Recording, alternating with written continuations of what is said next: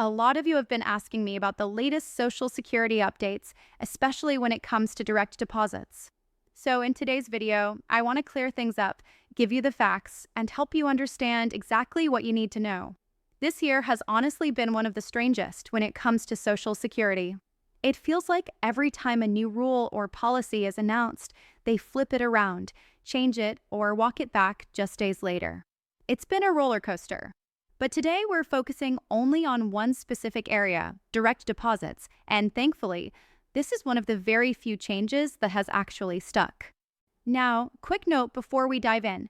If you're turning 65 in the next few months, September, October, November, or December, write down that phone number you see on the screen and give them a call.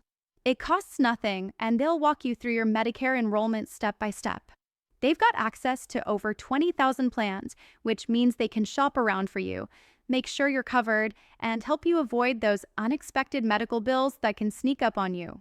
Believe it or not, most seniors, about 90%, end up on the wrong Medicare plan, so this really could save you hundreds every single month.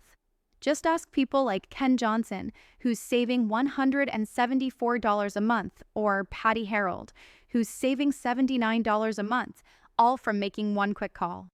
All right, now let's get back to the big question about Social Security deposits. Here's what's changed. You can no longer just call up Social Security and ask them to switch your direct deposit information over the phone. That used to be an option, but for privacy and security reasons, it's no longer allowed. So how do you change your direct deposit now? Well, you've got a couple of options. The first is to go to a local field office and have someone help you in person. Personally, that would be my last resort because nobody wants to sit in those lines if they don't have to. The second option, and by far the easiest one, is to use your My Social Security account online. If you don't already have one, it's free, quick to set up, and honestly, it's just a good tool to have anyway. You don't need to log in all the time, maybe just 2 or 3 times a year to check things, but it gives you access to all the important info about your benefits and, yes, it's where you can change your direct deposit securely. There's also some talk about being able to do it directly through your bank, but I'll be honest, I don't know the ins and outs of that process.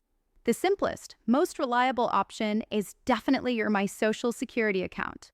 Now, before anyone worries, this only matters if you're actually changing your bank account. If you're happy with where your Social Security checks are being deposited and nothing's changing, then you don't need to do anything. Zero. Nada. This is not mandatory. It's only for people who want to redirect their payments to a new account. For a little timeline, this rule was first announced back in March.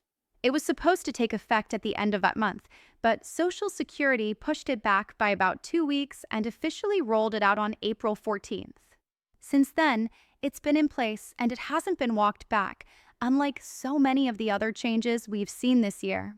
So bottom line, if you're not changing banks, don't worry about it. If you are, just know you'll need to go through your My Social Security account, your local office, or possibly your bank to update your deposit info. And once again, if you're turning 65 soon, don't forget about that free call.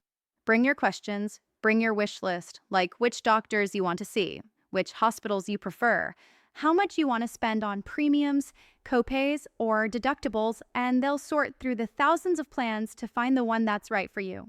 So many of you in this community have already done it, and I love hearing your success stories in the comments. And speaking of comments, after you make that call, leave me a note down below using the word chapter.